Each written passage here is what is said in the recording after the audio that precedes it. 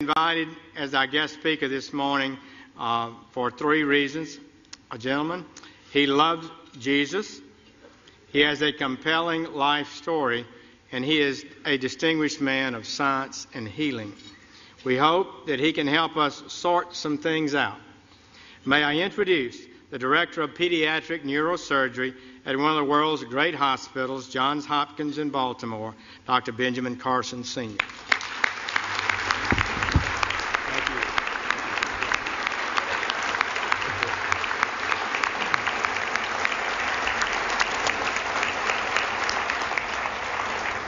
Thank you so much, Mr. President, Mr. Vice President, Mrs. Obama, distinguished guests, which includes everybody.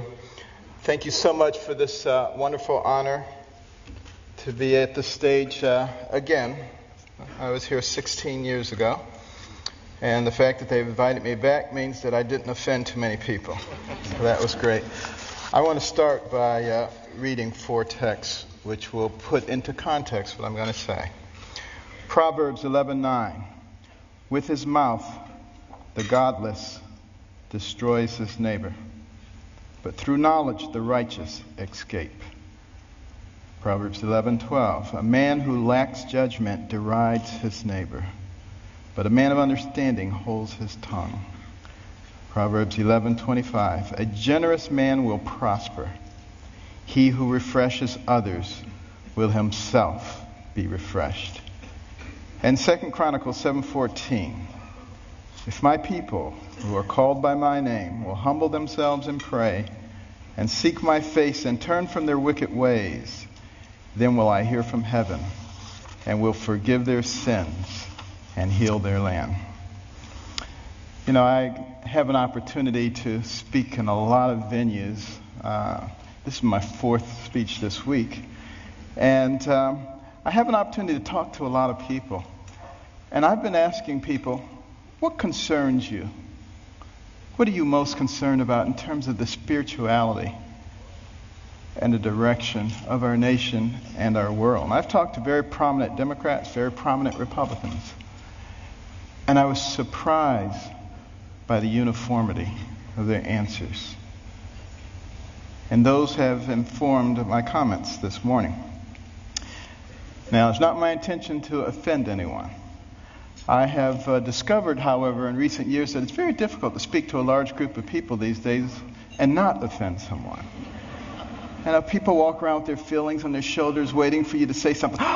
Did you hear that? And they can't hear anything else you say. The PC police are out in force at all times. I remember once I was talking to a group about the difference between a human brain and a dog's brain. And a man got offended. He said, you can't talk about dogs like that.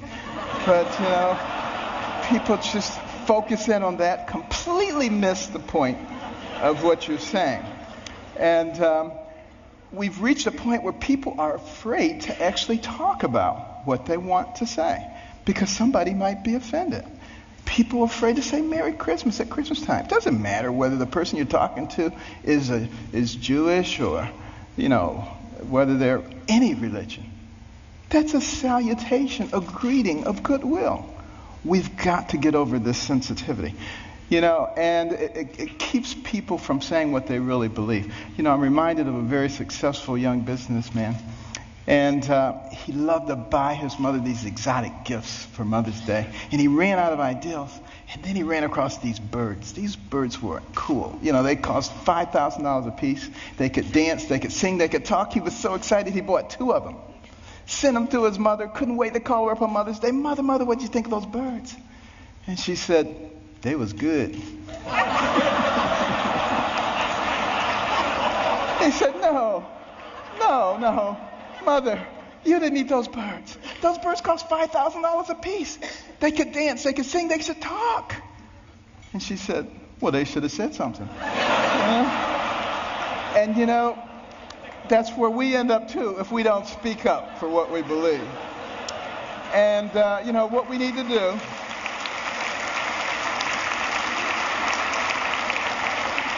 What we need to do in this PC world is forget about unanimity of speech and unanimity of thought. And we need to concentrate on being respectful those people with whom we disagree. And that's when I think we begin to make real progress. And one last thing about political correctness, which I think is a horrible thing, by the way. I'm very, very compassionate, and I'm not ever out to offend anyone. But PC is dangerous. Because you see, this country, one of the founding principles was freedom of thought and freedom of expression. And it muffles people. It puts a muzzle on them. And at the same time, keeps people from discussing important issues while the fabric of their society is being changed. And we cannot fall for that trick. And what we need to do is start talking about things that are important, things that were important in the development of our nation. Well, one of those things was education. I'm very passionate about education because it's made such a big difference in my life. But here we are at a time in the world, the information age, the age of technology. And yet, 30% of people who enter high school in this country do not graduate. 44% of people who start a 4-year college program do not finish it in 4 years. What is that about? Think back to a darker time in our history, 200 years ago when slavery was going on. It was illegal to educate a slave, particularly to teach him to read. Why do you think that was? Because when you educate a man, you liberate a man. And there I was as a youngster, placing myself in the same situation that a horrible institution did because I wasn't taking advantage of the education. I was a horrible student. Most of my classmates thought I was the stupidest person in the world. They called me dummy. I was the butt of all the jokes. Now, admittedly, it was a bad environment. Single parent home. You know, my mother and father had gotten divorced early on. My mother got married when she was 13. She was one of 24 children. Had a horrible life. Discovered that her husband was a bigamist. Had another family. And she only had a third-grade education. She had to take care of us. Dire poverty. Had a horrible temper, poor self-esteem. All the things that you would think would preclude success. But I had something very important. I had a mother who believed in me. And I had a mother who would never allow herself to be a victim, no matter what happened. Never made excuses, and she never accepted an excuse from us. And if we ever came up with an excuse, she always said, "Do you have a brain?" And if the answer was yes, then she said, then you could have thought your way out of it. It doesn't matter what John or Susan or Mary or anybody else did or said. And it was the most important thing she did for my brother and myself. Because if you don't accept excuses, pretty soon people stop giving them and they start looking for solutions. And that is a critical issue when it comes to success.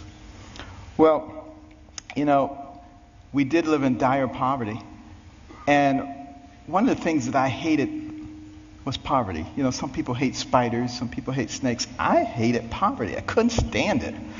And, but, you know, my mother couldn't stand the fact that we were doing poorly in school.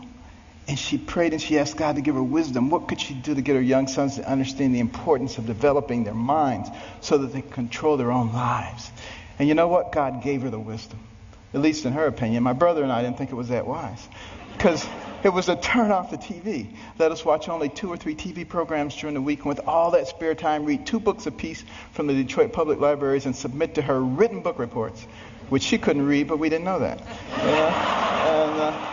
And she put check marks and highlights and stuff. But, you know, I just hated this. And my friends were out having a good time. Her friends would criticize her. They would say, "You can't make boys stay in the house reading books. They'll grow up, they'll hate you." And I would overhear them, and I'd say, "Mother, you know they're right." But she didn't care, you know. But after a while, I actually began to enjoy reading those books. Because we were very poor, but between the covers of those books, I could go anywhere, I could be anybody, I could do anything. I began to read about people of great accomplishment. And as I read those stories, I began to see a connecting thread. I began to see that the person who has the most to do it You and what happens to you in life is you. You make decisions. You decide how much energy you want to put behind that decision.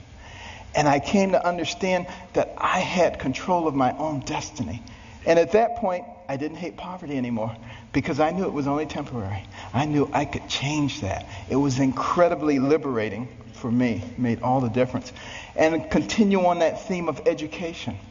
In 1831, Alexis de Tocqueville came to America to study this country. The Europeans were fascinated. How could a fledgling nation, barely 50 years old, already be competing with them on virtually every level? This was impossible. De Tocqueville was going to sort it out.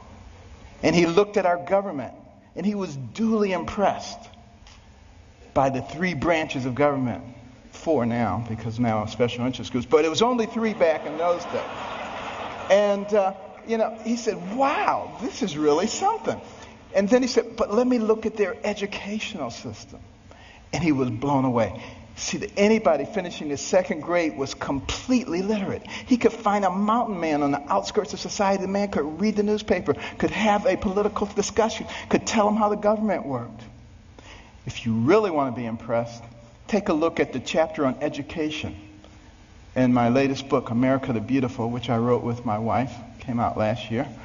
And in that education chapter, you will see questions extracted from a 6th grade exit exam from the 1800s. A test you had to pass to get your 6th grade certificate. I doubt most college graduates today could pass that test. We have dumbed things down to that level. And the reason that is so dangerous is because the people who founded this nation said that our system of government was designed for a well-informed and educated populace. And when they become less informed, they become vulnerable. Think about that. Our system of government, and that's why the education is so vitally important. Now, some people say, you're overblowing it, things aren't that bad. And you're a doctor, a neurosurgeon. Why are you concerned about these things? I've got news for you. 5 doctors signed the Declaration of Independence. Doctors were involved in the framing of the Constitution, the Bill of Rights, a whole bunch of things. It's only been in recent decades that we've extracted ourselves, which I think is a big mistake. We need doctors and we need scientists, engineers. We need all of those people involved in government, not just lawyers. I don't have anything against lawyers, but, here's the thing about lawyers. And I'm sorry, but I got to be truthful, okay? Got to be truthful. What do lawyers learn in law school? To win. By hook or by crook, you got to win. So you got all these Democrat lawyers and you got all these Republican lawyers, and their side wants to win. We need to get rid of that. What we need to start thinking about is how do we solve problems?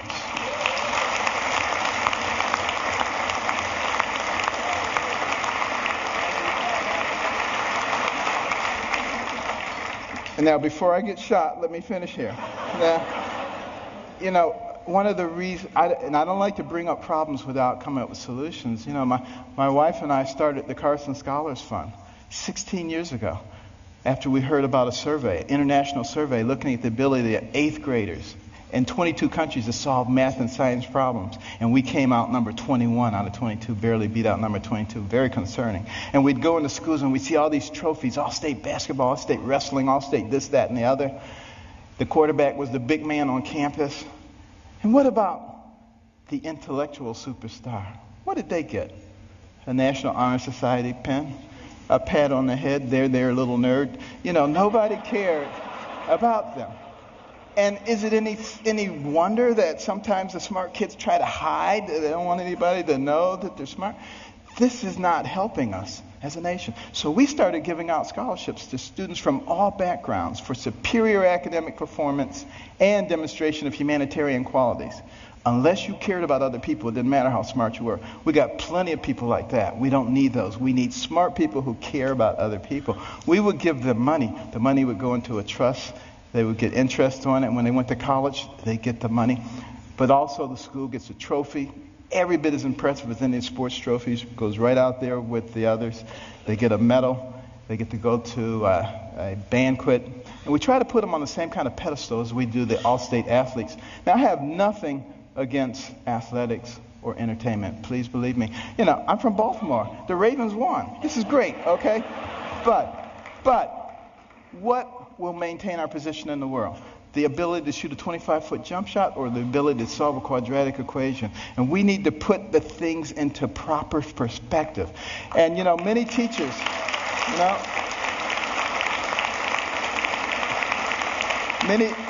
Many teachers have told us when we put a Carson scholar in their classroom, the GPA of the whole class goes up over the next year. And it's been very gratifying. We started 16 years ago with 25 scholarships in Maryland. Now we've given out more than 5,000, and we're in all 50 states. But we also put in reading rooms. These are fascinating places that no little kid could possibly pass up. And they get points for the amount of time they spend in their reading, the number of books that they read, and they can trade them in for prizes. In the beginning, they do it for the prizes, but it doesn't take long before their academic performance begins to improve.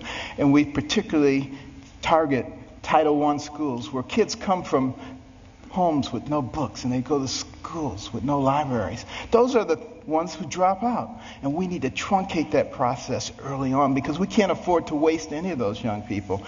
For every one of those people that we keep from going down that path of self-destruction and mediocrity, that's one less person you have to protect yourself and your family from. One less person you have to pay for in the penal or the welfare system. One more tax-paying, productive member of society who may invent a new energy source or come up with a cure for cancer. They're all important to us, and we need every single one of them. It makes a difference.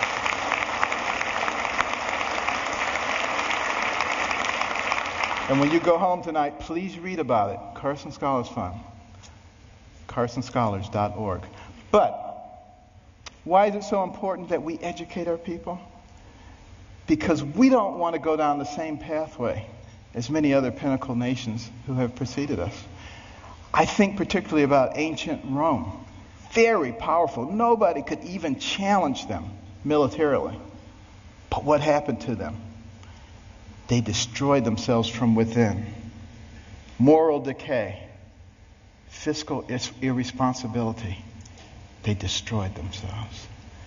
And if you don't think that can happen to America, you get out your books and you start reading. But we can fix it. Why can we fix it? Because we're smart. We have some of the most intellectually gifted people leading our nation. All we need to do is remember what our real responsibilities are so we can solve the problems. I think about these problems all the time. And, my role model was Jesus. And he used parables to help people understand things. And one of our big problems right now, and like I said, I'm not politically correct, so I'm sorry. But, our deficit is a big problem. Think about it. And our national debt, $16.5 trillion. You think that's not a lot of money? Tell you what, count one number per second, which you can't even do because once you get to 1,000, it takes you longer than a second. But one number per second. You know how long it would take you to count the 16 trillion? 507,000 years. More than 500,000 years to get there. We have to deal with this. Here's the parable. A family falls on hard times. Dad loses his job or is demoted, gets part-time work. He has 5 children. He comes to the 5 children. He says, we're going to have to reduce your allowance. Well, they're not happy about it, but he said, except for John and Susan. They're special. They get to keep their allowance. In fact, we may give them more. How do you think that's going to go down? Not too well. Same thing happens. Enough said. What about our taxation system? So complex. There is no one who can possibly comply with every jot and tittle of our tax. If I wanted to get you or you, I could get you on a tax issue. That doesn't make any sense. What we need to do is come up with something that's simple. And when I pick up my Bible, you know what I see? I see the fairest individual in the universe, God, and he's given us a system. It's called tithe. Now, we don't necessarily have to do it 10%, but it's principle. He didn't say, if your crops fail, don't give me any tithes. He didn't say if you have a bumper crop, give me triple tithes. So there must be something inherently fair about proportionality. You make $10 billion, you put in $1 billion. You make $10, you put in $1. Of course, you got to get rid of the loopholes. But now some people say, well, that's not fair because it doesn't hurt the guy who made $10 billion as much as the guy who made 10. Where does it say you have to hurt the guy? He just put $1 billion in the pot. We don't need to hurt him. It's that kind of thinking. It's that kind of thinking that has resulted in 602 banks in the Cayman Islands. That money needs to be back here, building our infrastructure and creating jobs.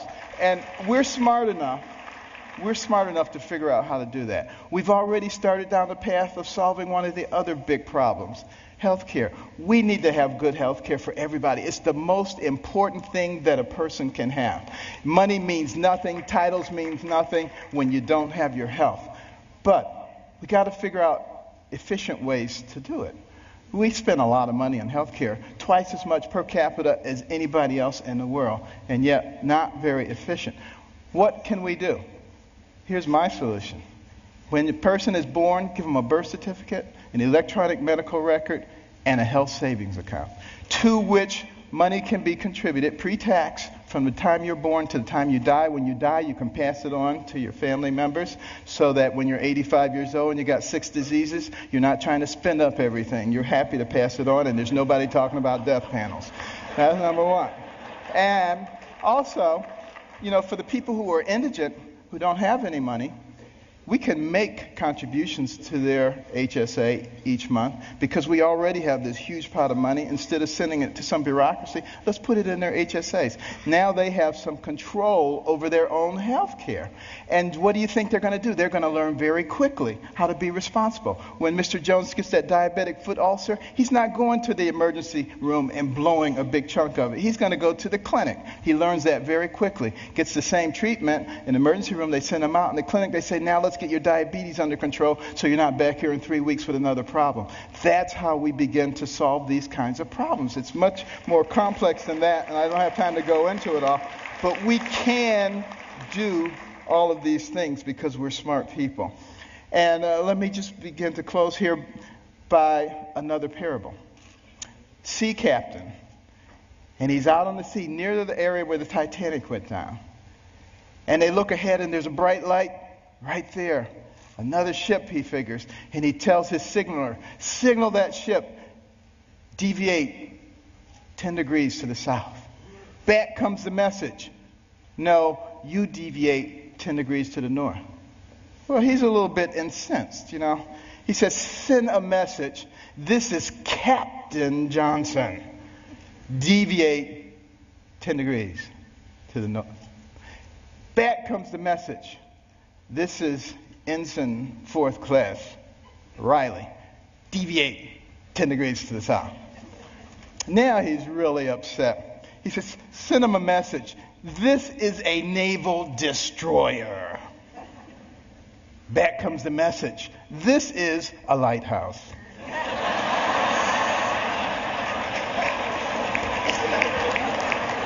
Enough said. Now, what about the symbol of our nation? The eagle.